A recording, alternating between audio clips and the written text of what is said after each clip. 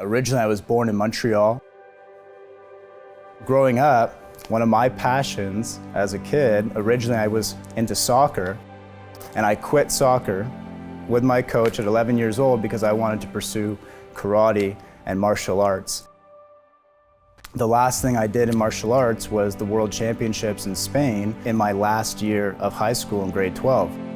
And I remember at my high school graduation, I was actually voted most likely to have to return back to high school because of some mistakes I was making in my last few months, my senior year, having a little bit too much fun, if you will. I made a decision that day to make a change, to get back on the right path that I was mentored to be on through martial arts and through my parents. And through the lucky stars, AO found me just a week after graduating high school and getting that most likely to return back to high school award. And Rick Altig always says that everything you've done leading up to this point has brought you here, so welcome home. If I go back 12 years and I think about my first month in the company, and I remember I went out in my first week solo. I didn't have gas money or hotel money, it was one or the other. I set up a bed in the back of my dad's truck that I was borrowing to go to work. And I went to my first presentation that morning and I closed it for $1,800. Went to the second appointment at $800 ALP. And I went to my third presentation and I closed it for $1,000. And I finished the day with 4 for 4, over 4,000 ALP on that fifth day. Let me tell you, that was the happiest drive home I've ever had in my business.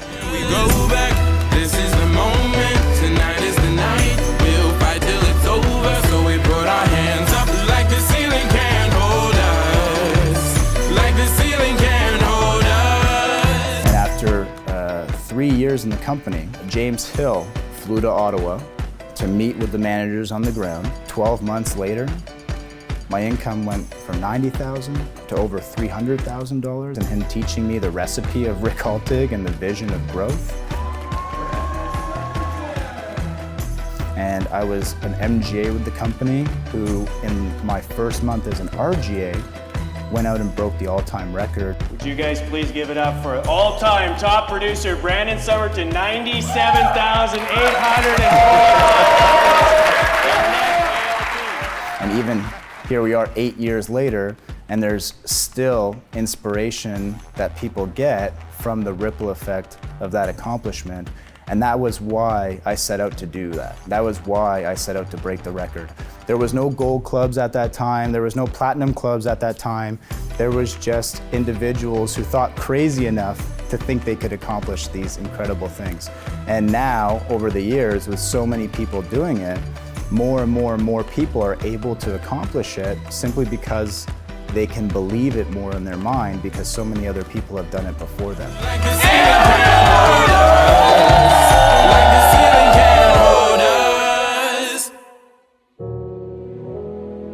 us. So when did I meet my family and when did I meet Paige? So I met Paige when I was in high school, and right away, when I first met her, I gotta say I fell in love right away.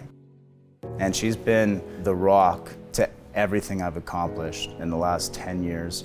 Not only to our family, where she's been the most incredible mother that I could ever ask for to raise my daughters, but she was also an incredible asset to me in the business, where she joined forces with me in 2015, and she became an incredible HR manager and recruiting manager for our agency for several years. So we're really lucky to have two beautiful daughters, and my biggest accomplishment, sense of pride and sense of happiness comes from my two beautiful daughters. One piece of advice I would give anybody starting out in the business is to make sure that you have an unwavering faith and belief in what it is this opportunity can provide and the path that your mentors are giving you. And when you have a true belief that your success in the business is a matter of when and never a matter of if, that's where your confidence is going to carry you to overcome any obstacles that come your way in the business, because you know it's just a part of the journey. It's not a roadblock, it's a part of the journey, because you know that light at the end of the tunnel is coming no matter what. It's a when, not an if. And that kind of brings it back to what Rick Altig asked the question of, is if you knew you couldn't fail, what would you try to accomplish? And so if in your mind you know it's a when, if in your mind you know you can't fail, if in your mind you know this proven recipe is everything you need to accomplish your goals, then ask yourself, what will you accomplish?